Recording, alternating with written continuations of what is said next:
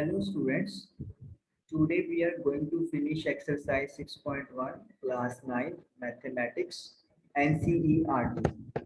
In previous section you have seen that we have done 4 questions. Now we are going to do 5th question. So let us start. In 5th question, a figure is given and it says that POQ is a line. So first of all, we are going to draw a line that is called POQ. तो POQ एक line है जो हम लोगों ने draw करनी है. Point Q. OR is perpendicular to line PQ. There is a line which is perpendicular to POQ, and this line is written as RO. तो RO लाइन है वो POQ के ऊपर परपेंडिकुलर है. OS is another ray laying between rays OP and OR. OP and OR के बीच में एक और रे है जिसको OS के नाम से जाना जाता है. This is OS and this is the ray between OP and OR. Now, what we have to prove? We have to prove that to prove angle ROS is equal to half of angle QOS minus POS. We have to prove this. So ROS angle is this. Let me say it is 1. QOS. This is 90 degree angle. Let me say it is QOR and 1. So QOR plus ROS will make you QOS. अगर आप QOR में ROS जोड़ देंगे तो QOS बन जाएगा. And POS, this is the POS. Let me say this is angle number 2. तो ये हम लोग को रिलेशन प्रूव करना है. तो चलिए प्रूव करने के हम लोग स्टेप स्टार्ट करते हैं. Okay, angle POR plus angle ROQ will be equal to 180 degree. Why? Linear pair. एक लाइन है तो लाइन पे दो एंगल्स का सम 180 डिग्री है. Linear pair POR and ROQ, तो 180 डिग्री ये हमारे पास है. नाउ जो POR है वो तो हमें नहीं पता, लेकिन ROQ हमें कितना गिवन है? 90 degree. Why it is 90 degree? Because RO is perpendicular to PQ. This is also given. given है कि RO या PQ के ऊपर perpendicular है, तो फिर इसका मतलब ROQ का एंगल 90 डिग्री हो गया.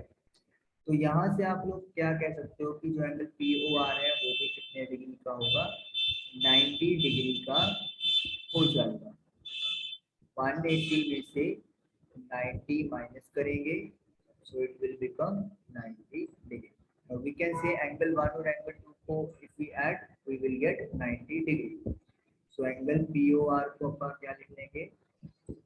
Angle POS plus angle ROS. तो ये भी अपने पास है. POS और ROS ये हम लोग इसको 90 डिग्री के इक्वल लिख सकते हैं. मतलब POR जो है वो अपना डिवाइड हो गया. POS एंड ROS का जो सम है वो बन गया 90 डिग्री. अब देखो हमें जो रिजल्ट में ROS चाहिए, एक POS चाहिए, अब QOS चाहिए. तो ये QOS हमें कहाँ से मिलेगा?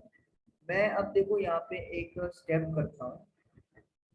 ROS ये जो 90 डिग्री का एंगल है ये आपका इस एंगल के इक्वल है, दैट इज QOR. तो मैं इसको एक बार QOR लिख रहा हूँ. मैंने 90 डिग्री को QOR लिख लिया क्योंकि QOR 90 डिग्री का है, तो आप उसको लिख सकते हैं. उसके बाद अब जो मेरी रिक्वायरमेंट है उसके अकॉर्डिंगली मैं यहाँ पे चेंज कर दूंगा. QOR कैसे बना? QOS में ROS माइनस करके. तो QOS में से ROS अगर हम लोग माइनस कर देंगे तो फिर हमारे पास क्या बनेगा? क्यू ओ आर बन जाएगा। दोबारा देखिए, Q O R, how to form it? If we take QoS, this angle complete, and then subtract ROS from it, then we will get ROQ. It means QoS में से ROS minus करेंगे तो हमें same 90 degree का angle मिलेगा। अब ROS वाले आप एक तरफ कर लो, मैं इधर साइड में इसको सोल्व करता हूँ। ROS plus ROS, QoS minus POS। ROS और ROS कितने हो गए? 2ROS, और ये बन गया QoS माइनस POS। तो ROS अपा ने निकालना है, तो अपा क्या करेंगे, ये जो आपको 2 दिख रहा है मल्टीप्लाई में ये क्या बन जाएगा? डिवाइड, और we can say half QoS minus POS। और आप देख सकते हो कि यही रिजल्ट हम लोगों को प्रूव कर। सबसे पहले तो POR एंड ROQ का एंगल हमने 180 किया, जैसे ROQ इज 90 डिग्री, तो POR की वैल्यू आ गई 90। तो POR कैसे बना है? POS एंड ROS को ऐड करके, तो this is also 90 degree. So POS और ROS अगर 90 है तो 90 की जगह वी कैन राइट QOR, क्योंकि QOR खुद भी 90 डिग्री का एंगल है, यहाँ पे भी हमने पुट किया। जो POS प्लस ROS, QOR को हम लोग क्या डिराइव कर सकते हैं? QOS माइनस ROS, तो हमने इसको माइनस कर दिया। अब ROS एक तरफ ले जाओ और बाकी एंगल दूसरी तरफ ले जाओ, तो ROS प्लस ROS 2ROS हो गया, QoS माइनस POS आ गया। तो ROS की वैल्यू जो है वो QoS माइनस POS अपॉन 2 चली गई, तो ये हाफ QoS माइनस POS बन गया, और इस तरीके से ये हमारा रिजल्ट प्रूव हो गया। ये था आपका question number 5। Now let us do question number 6. This is the last question of your exercise. अब इसमें फिगर नहीं है, first of all we have to draw figure. What is given us? Angle XYZ is equal to 64 degree. XYZ एक angle है that is having the value 64. XY is produced to point P. चलिए पहले अपन इस angle को draw कर लेते हैं. XYZ 64 है, अप्रोक्सीमेटली ऐसा बन जाएगा मेरा angle.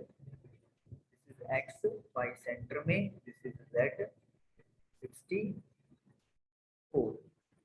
XY is produce, XY यानी कि X से शुरू होकर Y प्रोड्यूस की गई, लाइक दिस, ऐसे हमने इसको प्रोड्यूस कर दिया. ओके, प्रोड्यूस हो गई है टू पॉइंट P, इसी पॉइंट P तक. सपोज कर लो ये पॉइंट P है. Draw a figure from the given information. तो हमने एक फिगर है जो वो ड्रॉ कर ली है इस इंफॉर्मेशन से, जो इंफॉर्मेशन हमारे पास थी. नाउ इफ रे YQ बाइसेक्ट्स ZYP, ZYP यानी कि ये वाला एंगल, इसको एक रे बाइसेक्ट कर रही है. हमारे पास एक रे है, यहाँ पे उस रे को YQ बोला गया है, वो उसको बाइसेक्ट कर रही है. बाइसेक्ट का मतलब क्या हो गया कि ये एंगल 1 इस वाले एंगल के इक्वल होगा. बाइसेक्ट मतलब दो इक्वल हिस्सों में डिवाइड कर रही है. Then we have to find, तो सबसे पहले लिख लेते हैं 1 और 2 इक्वल है, तो हमें फाइंड करना है XYQ, और एक पता करना है रिफ्लेक्स ऑफ एंगल QYP. ये हमें दो चीजें पता करनी है. चलिए पहले XYQ की तरफ चलते हैं. XYQ कौन सा एंगल है? ये X पॉइंट है आपका, ये Y है, और ये Q पॉइंट है. अब स्टार्ट करते हैं. XP is a line. XP एक लाइन है, क्योंकि XY एक लाइन थी, उसको एक्सटेंड किया गया. तो इसका मतलब क्या है? Angle XYZ plus ZYQ plus Q by इन तीनों का सम विल बी 180 डिग्री। ये 64 वाला एंगल, जेड वाई क्यू 1 है और ये क्यू बाई पी 2 है। एक्स वाई जेड की वैल्यू पुट कर दी मैंने 64, Z Y Q as it is लिख लो, नहीं पता। हम लोगों को पता है कि जो आपकी वाई क्यू है वो इस एंगल को बाइसेक्ट कर रही है, और आपने लिखा भी है कि एंगल 1 और एंगल 2 इक्वल है। तो इसका मतलब व्हाट कैन वी से कि जो क्यू बाई पी है जिसको आप एंगल 2 ले रहे हैं वो एंगल 1 यानी कि जेड वाई क्यू के इक्वल है। तो यानी कि हम लोग क्या लिखेंगे, angle Z Y Q is equal to angle Q by P. Z Y Q plus Z Y Q 2 बन गया और 64 उधर जाके क्या हो गया, माइनस का। तो 180 में से जब 64 माइनस करेंगे तो आपके पास 116 आ जाएगा। तो जेड वाई क्यू की वैल्यू कैसे निकलेगी, 116 को 2 से डिवाइड कर देंगे तो वी विल गेट 58 डिग्री। तो यानी कि जेड वाई क्यू यानी कि एंगल 1 की वैल्यू आ गई है 58 डिग्री आ गई है। अब हमें एक्स वाई क्यू पता करना है, मैं यहाँ पे टॉप पे कर रहा हूँ। एक्स वाई क्यू दो एंगल से मिलके बना है, एक तो हो गया है एक्स वाई जेड और एक हो गया है Z Y Q. X Y Z आपको पता है गिवन है 64 है, जेड वाई क्यू हमने फाइंड कर लिया 58। तो ये आपका एंगल बन गया है 122 डिग्री। तो यानी कि जो एक्स वाई क्यू है उस एंगल की वैल्यू कितनी आ रही है, 122 डिग्री। ये आपका अभी एक पार्ट खत्म हुआ है जो हमने एक्स वाई क्यू फाइंड किया। Now we have to find reflex Q by P. जैसे हमने कल भी बात की थी कि क्यू बाई पी कैसे फाइंड करेंगे, रिफ्लेक्स पहले क्यू बाई पी फाइंड कर दो फिर उसको 360 में से माइनस कर दो। तो यानी कि फर्स्ट स्टेप में मुझे क्या फाइंड करना है, Q by P. Q by P angle 2 है और एंगल 2 1 इक्वल है और 1 आपका जेड वाई क्यू है। तो यानी कि क्यू बाई पी जो है वो जेड वाई क्यू के इक्वल है and that is equal to 58 degree. हम लोग पहले ही ये चीज कर चुके हैं कि वाई क्यू एंगल को बाइसेक्ट कर रहा है। तो अब आसान हो गई है बात, रिफ्लेक्स क्यू बाई पी निकालना है। 360 में से क्यू बाई पी क्या कर दोगे, minus 360 minus 58 we will get 302। तो ये आ गया क्यू बाई पी का रिफ्लेक्स। अगर मैं इसको बनाऊं तो ये यहाँ से शुरू होके आपका कंप्लीट यहाँ तक जाएगा, सिर्फ क्यू बाई पी का एंगल रह जाएगा। This is your question number 6। पहले तो हमने एक्स पी को एक लाइन कहा, फिर एंगल्स का सम 180 किया, एंगल 1 और 2 इक्वल है तो हमने Z Y Q plus Z Y Q लिख दिया और यहाँ से आपने जेड वाई क्यू की वैल्यू फाइंड कर ली। फिर आपको एंगल निकालना था एक्स वाई क्यू, तो हमने इसको दो पार्ट्स में देखा, एक तो एक्स वाई जेड और एक जेड वाई क्यू। एक है 64 और एक है 58, ऐड करके बन गया 122 और उसके बाद क्यू वाई पी फाइंड करके उसे 360 में से माइनस कर दिया और इस तरीके से हमारा reflex of Q Y P तैयार हो गया। होप 6.1 एक्सरसाइज आपको कंप्लीट समझ में आई होगी।